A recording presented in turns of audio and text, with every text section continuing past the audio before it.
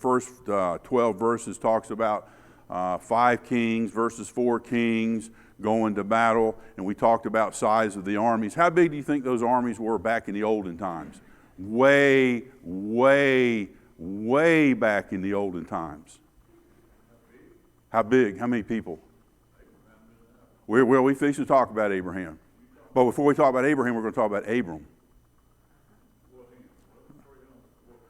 We fixed to move into Abraham.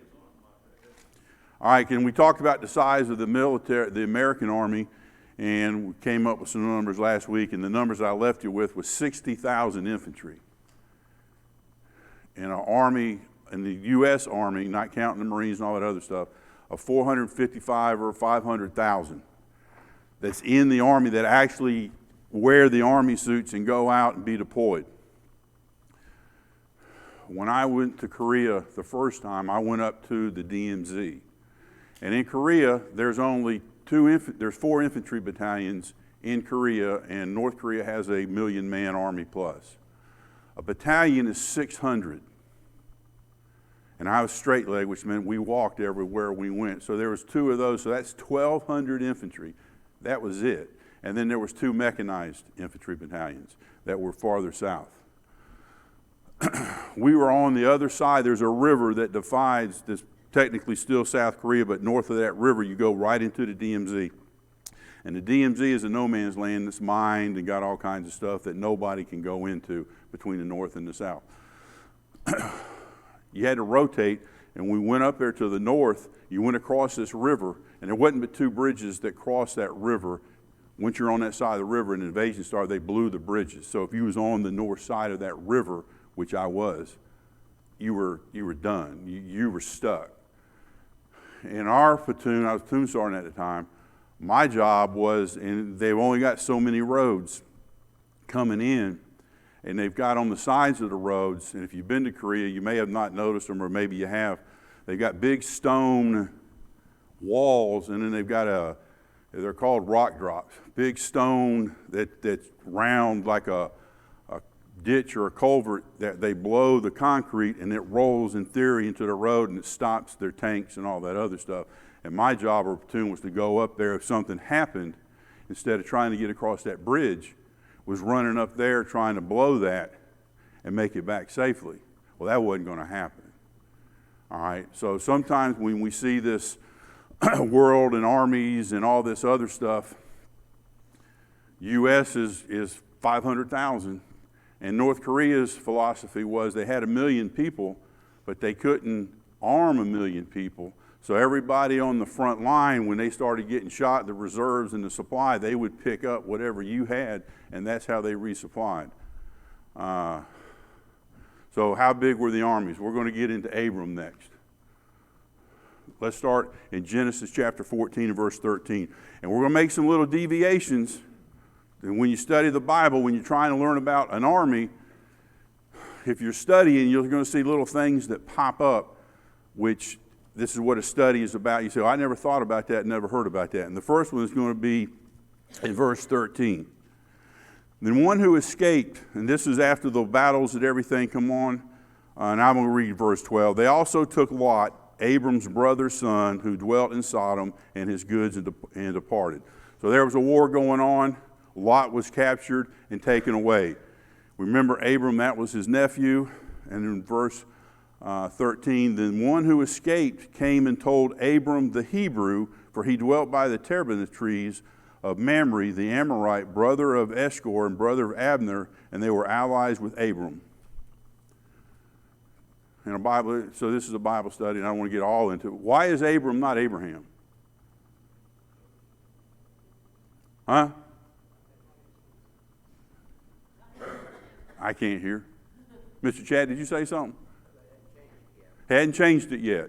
All right, God changed a lot of people's names from something to another, which we're going to talk about, and we're going to talk about here in a couple minutes, of what does that mean today, something as simple as a name.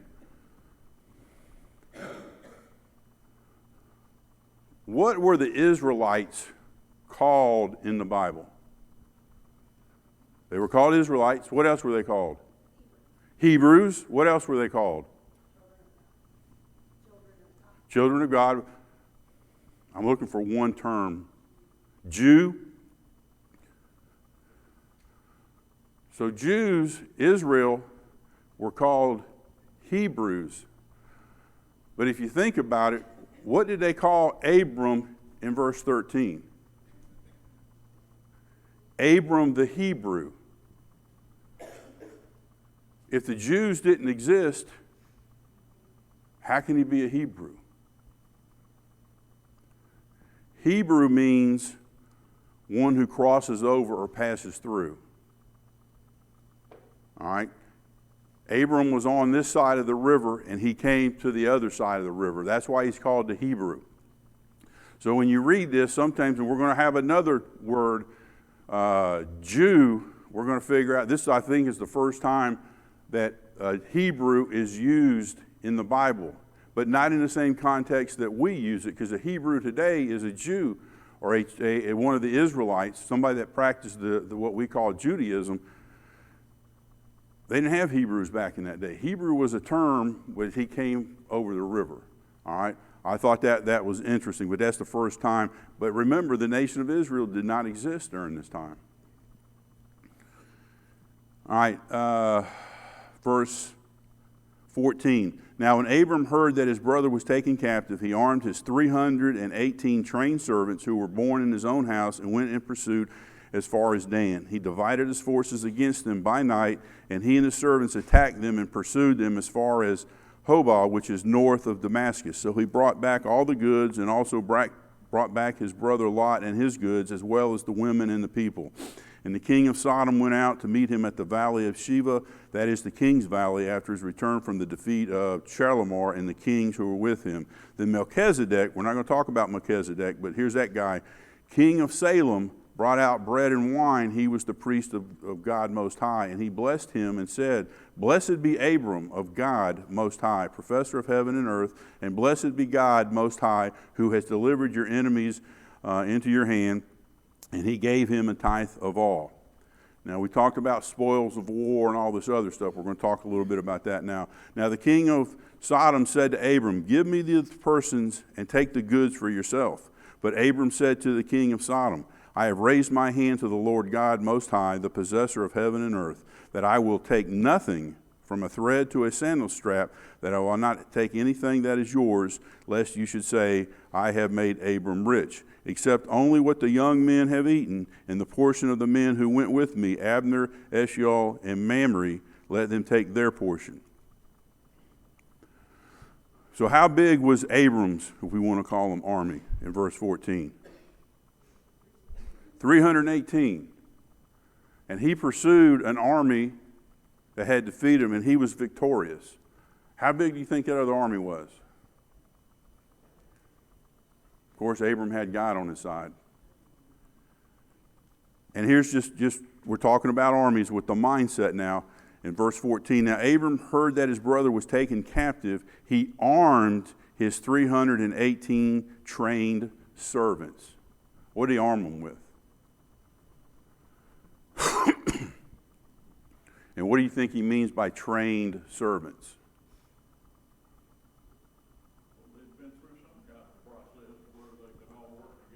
Okay, when you say process working together, can you expand a little bit?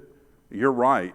You learn defensive tactics. Defensive tactics. Okay, they probably learned what to do when you did this, or what to do if we get attacked from over here, how many people to do this, because he armed them, which means he had to have, do you think that meant pitchforks? Well, we see that in the movies, especially during the Middle Ages, when the people uprise, they've all got pitchforks and sickles. And why do they do that? Because that's all they had. You remember when Gideon was trying to get an army or whatever, and they had to go sharpen their plowshares and stuff like that, and the Israelites weren't, and Gideon, those people were not even allowed to have weapons at all, much less some of that other stuff, and they had trouble doing it. So Abram had, it looks like, trained people. That was an army, and he had how many? 300 and what? 318. All right, that's quite a force.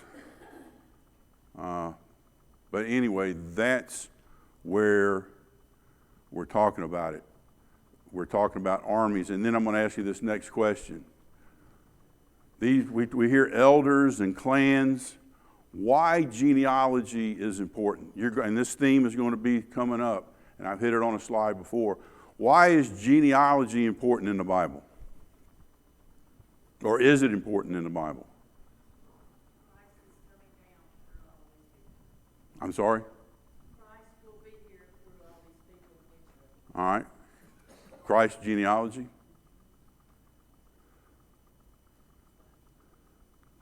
Because who God made a promise to, God made a promise to Abraham and to his descendants. So who are his descendants? Follow that through genealogy. You kind of get to where he fulfills that promise. Okay. It goes through genealogy. Now I'm going to try to keep it to the 21st century now.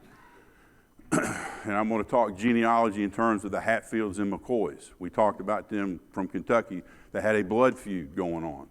Do blood feuds happen today? Can you give an example? I'm sorry?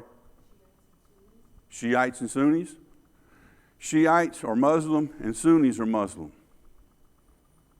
But they fight each other. Why? Ideology. One believes the successor of Muhammad was a nephew, and another one believes the Senate or the follower or the next successor of Muhammad was the sister's brother or something like that. That's what their distinctions are. What's going on in the Middle East?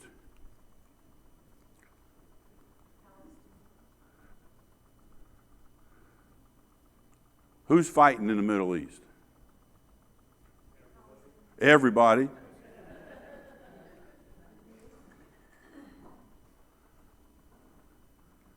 Why genealogy is important? This traces back all the way, what's going on in the Middle East traces all the way back to Abram and Abraham. We're fixing to make that distinction now, so how this comes to be, why they're fighting now, where that comes from, and then how they're trying to resolve it. Everybody agrees that they're fighting in the Middle East, Arabs and Muslims? Would that be? What's the difference between an Arab and a Muslim, or is there a difference? You have to speak loud. Arab their nationality and Muslim their religious. That's correct. Can you be a Christian Arab? Yeah, because we went to Israel, we went to, in the West Bank somewhere, I forget, and we met with Arab Christians, and it was different, believe me. It wasn't very big. If you're an Israeli, are you Jewish? You know, there are Arab Israelis. An Israeli is somebody that's born in the country of Israel. All right, just because you're an Israeli doesn't necessarily mean you're Jewish. You can be a Christian and be Israeli descent. Make a case in point. Y'all remember, most of you should, Golda Meir. You know who Golda Meir was? Female prime minister of Israel back in the early days, I think in the 60s. When she was born, she had a passport. Do you know what her passport was? What country it was? She's a Jew. She's an Israeli. I don't think she was a practicing Jew. She had a Palestinian passport. Wait a minute. Palestinian, it can't be Palestinian. In the 60s and 50s and 40s, people that lived in that area of Palestine were Jews, Arabs, maybe a Christian or two. But if you lived in that area, you were a Palestinian. All right? So how do we get mixed? And this is where armies come in. This is where genealogy comes in. This is where people start getting into problems. But Abram started the Arabs and the Israeli nation. Who was Ishmael?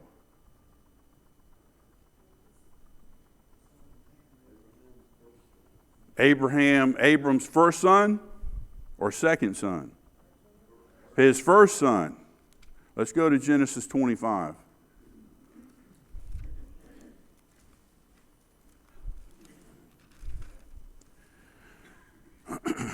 Genesis 25, and we'll start in verse 12. Now this is the genealogy of Ishmael, Abraham's son. Now he's Abraham, whom Hagar the Egyptian, she's an Egyptian, Sarah's maidservant, bore to Abraham. And these were the names of the sons of Ishmael by their names according to their generations. The firstborn of Ishmael, and I'm going to do my best, Naboth, then Kedar, then Adbil, Mibsam, Mishma, Duma, Massa, Hadar, Tema, Jetor, Naphlish, Kedemah. These were the sons of Ishmael, and these were their names by their towns and their settlements, 12 princes according to their nations. These were the years of the life of Ishmael, 137 years, and he breathed his last breath and died and was gathered to his people.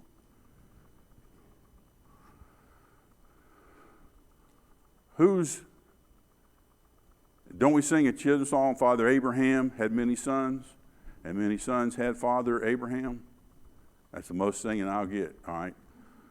So he had many sons. Who was Abraham's other famous son?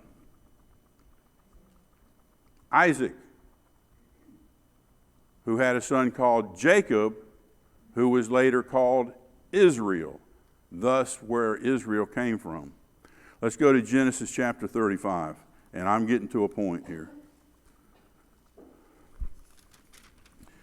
Genesis chapter 35, verses 22 to 28, if you want to follow. And it happened when Israel dwelt in that land, and who's he talking about when he says Israel? All right. That Reuben went and lay with Bilhah, his father's concubine, and Israel heard about it. Now the sons of Jacob were 12. I wonder why he calls him Israel and then goes back to Jacob. That's just one of those Bible study things.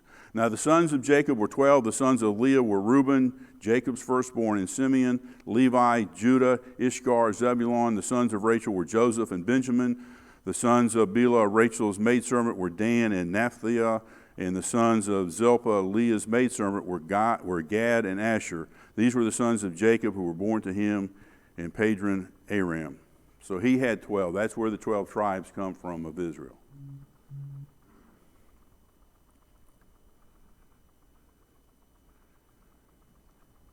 What happened to Ishmael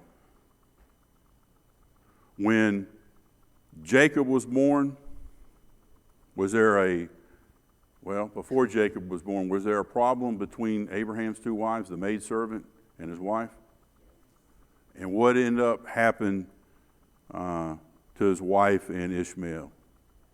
To the maidservant. Hey, what? Got run out. Told him to go. All right, then he had the other son. Do you think there was some bitterness or animosity with Ishmael and his mom when they had to go? Do you think there was some jealousy or resentment because of his brother? That's where feuds start. Huh? That's Hatfields and McCoys. That's right. And Hatfield and McCoys, if you remember, started, I believe, after the Civil War, because some fought in the North and some fought for the South, and they all thought you shouldn't have fought for the North. All right? Let's read about Abraham's death. At Abraham's death, who do you think showed up to Abraham's funeral, whatever you want to call it? Do you think both Ishmael and Jacob showed up? Well, let's find out. Genesis chapter 25.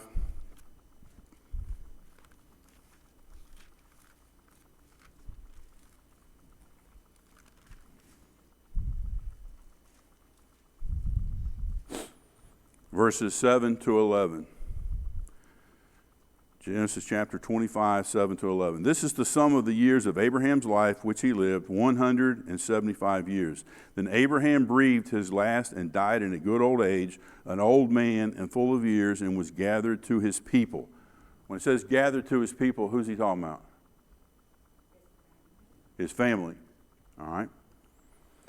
And his sons Isaac and Ishmael buried him in the cave of Machpelah, which is before Mamre, in the field of Ephron, the son of Zohar the Hittite, the field which Abraham purchased from the sons of Heth. There Abraham was buried, and Sarah his wife. And it came to pass after the death of Abraham that God blessed his son Isaac, and Isaac dwelt at Beer Lathan Ra.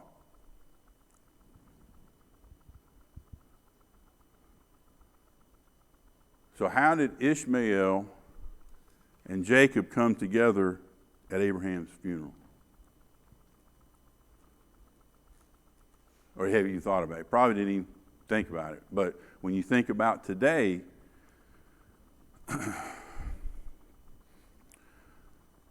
so do the Arabs and the Jews have a relationship? Genealogically? Whether or not they want to admit it?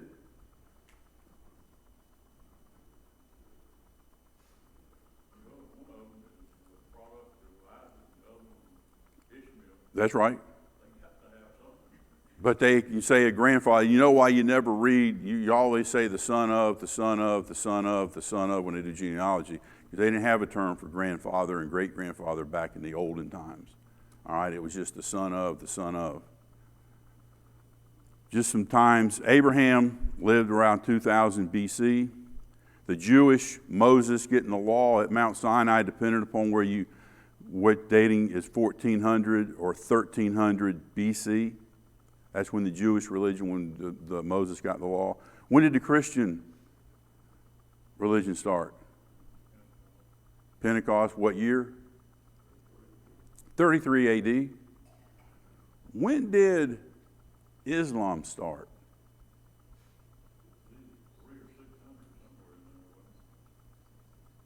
610 AD. 610. 610. Hindu started between 25 and 1500, and Buddha started between 500 and 400 BC. So Jewish religion was the forerunner, then Christianity, and then Islam. All right, everybody thinks that Islam started this. It didn't. It started 610 AD. So we had problems back in the olden times. Do the Arabs and the Jews, Arabs and Israel, and I say Arabs because that's multi-countries, and Israel standing by themselves, do they still have problems there today? They've got conflicts going on today. The Gaza Strip and the Palestinians and no other Arab nations. But you remember 6 years ago, there was a major peace accord that took place, and it was called the Abraham Accords. Do y'all remember that? Why were the Abraham Accords such a big deal? Trying to get Muslim nations, some of them that were predominantly Muslim nations in Israel, to come to some kind of agreement. Some kind of agreement? Really, I guess it's all to protect them all against Iran. There was other things, but you had the enemy against the enemy trying to come together and come to some kind of agreement. Let's all live together. Can't we all just get along? Would you say that they're diametrically opposed?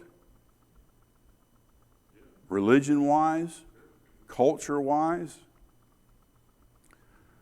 But they got an accord that's called the Abraham Accord. How in the world did they agree to the Abraham Accord? That name. Names mean something.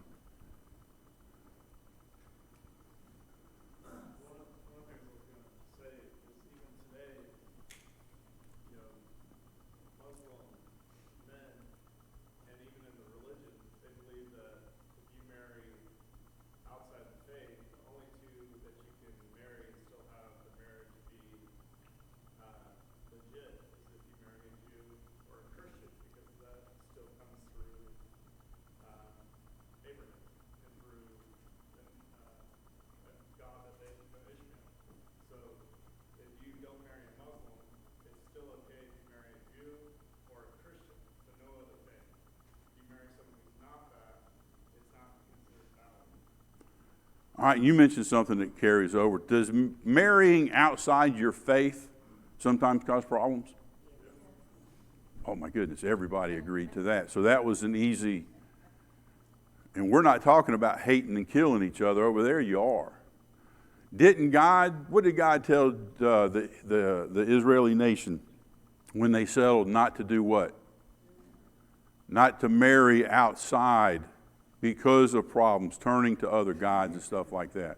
So marrying outside the faith or the religion was important. But Abraham was a common denominator that the Arabs looked to because of Ishmael, and it said that Muhammad came through Ishmael, that the Jews looked to, and that the Christians looked to Father Abraham. So who could go wrong with a peace accord when we're all three in agreement that Abraham was the great guy and was the person that started it all? That's how it came to be the Abraham Accords. And that was a big deal. You had Saudi Arabia jumping on there with Israel, which was totally, I don't think they signed it, but they were in agreement with the ones that did. But anyway, that's what I'm trying to say, why genealogy is important. And we're going to read about some more genealogy when it comes to kingdoms and when it comes to armies. And then one last question. I'm getting bogged down on current events. Everybody knows what an Arab is? Everybody knows what a Palestinian is? Palestinian's an Arab. I'm trying to make, but when the Arabs always go to war against Israel, who usually is not involved in it up until October 7th of last year? The Palestinians. And you ever thought about why? Palestinians think Palestine, Israel is theirs. They want it back. They don't want to be associated with anything else.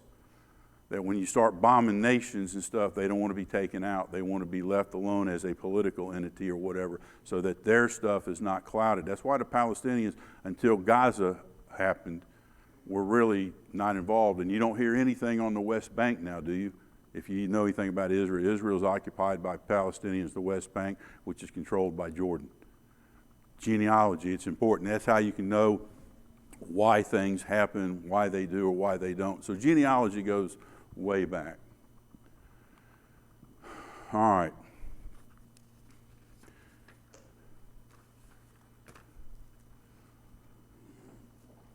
When Israel got an army,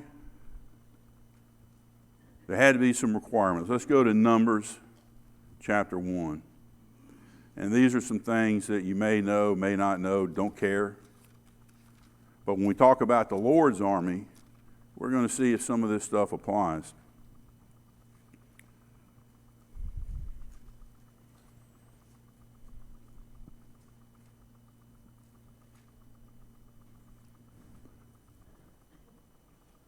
All right, now the Lord, Numbers chapter 1, I'm 1 to 54. We're no way we're going to get through with it. We'll probably get through this first part. Now the Lord spoke to Moses in the wilderness of Sinai in the tabernacle of meeting on the first day of the second month in the second year after they had come out of the land of Egypt, saying, take a census of all the congregation of the children of Israel by their families, by their fathers' houses, according to the number of names, every male individually. All right, this is the starting of the making of the army. When he talks about their fathers' houses, their families, what is he talking about? Genealogy? That's where you start getting into the clans. And what were you had 12 tribes, right? And that we're going to get into that. Do y'all remember, did y'all see the movie Lone Survivor? A SEAL team went in and they all got shot up. And he was found by a little village and they took care of him. And the Taliban comes in and finds him and wants to kill him. Do you remember what the elder of that village did? Wouldn't let him do it. Do you remember why?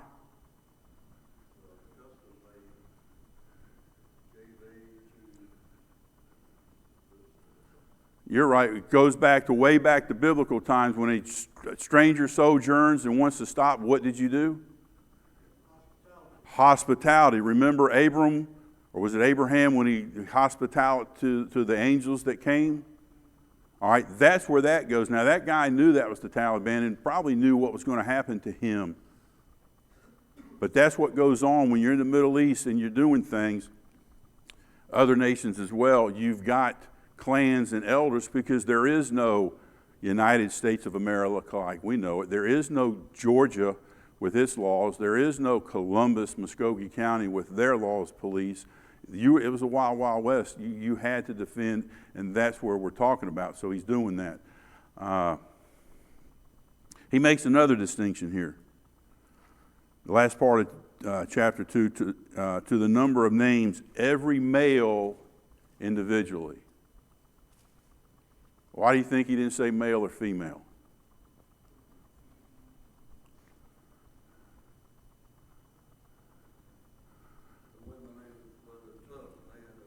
See, you're going to get in trouble, Philip.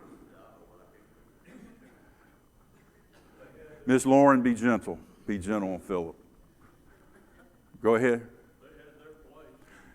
Be careful how you say that, too. Miss Lauren, now you can have this just free on him. Well, otherwise, he would have, they would have had, he wouldn't have testified. You're right. Go ahead.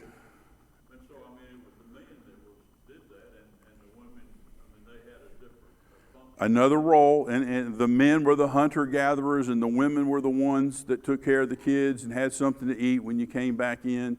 So he makes a distinction of male. Now, you get to the 21st century, we know that's changed. All right? But back in those days, when you went to a battle against another army, somebody killed somebody, right? If you had women in your army and a lot of them got killed, as well as men, who could reproduce? That's how you survived. Have you been to old 1800s, 1700s cemeteries? There's a lot of them on Fort Benning. I've gone, and between hunting, and I'll be in the middle of nowhere and walk up on a cemetery in the middle, literally, of nowhere. There's no roads. I'm just walking deer hunting. And you'll see families, plots, that's got 8, 9, and 10 kids. 2 months and 3 days. 3 days. The day of. And then adult kids, maybe they had 2 that would die at 26 and another one at 38, something like that. So life expectancy probably wasn't all that long. So there's a reason why, and we'll talk about later, the 21st century. Can women serve in the Army today? Can they do a good job? Philip and Dan? They tough, that's right. All right. But in those days, and like, you got to think of things that are going on back in 2000 BC. Now, the next verses, in verse 3, from 20 years old and above, all who were able to go to war in Israel, you and Aaron shall number them by names. And you with them shall be a man from every tribe, each one of the head of the father's house. Verse 3, how old did they have to be? Why did it have to be 20 or above?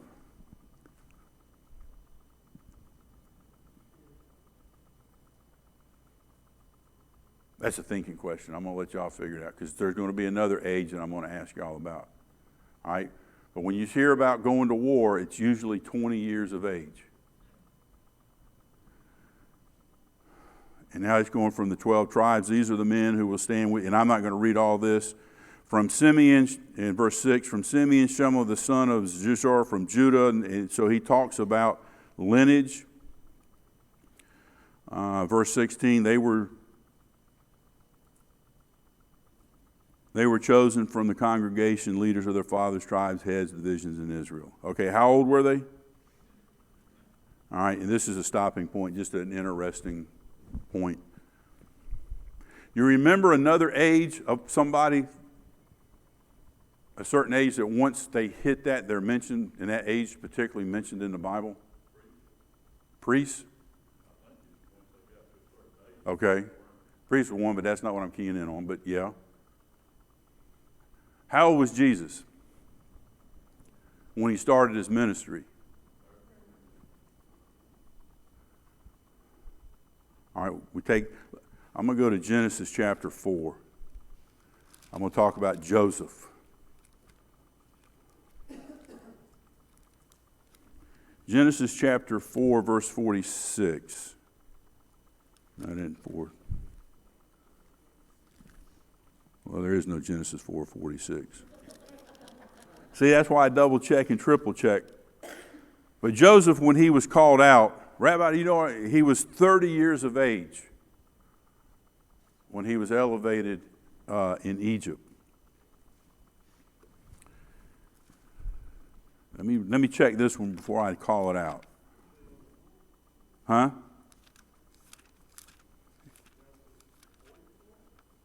Well, let's try Genesis 44.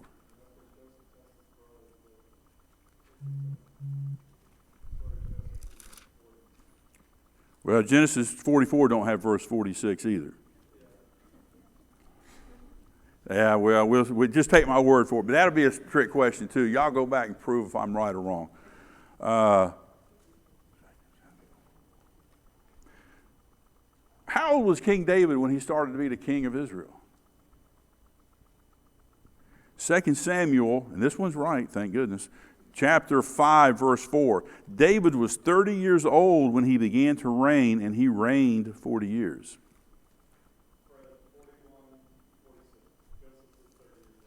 Read that out loud so everybody can hear it.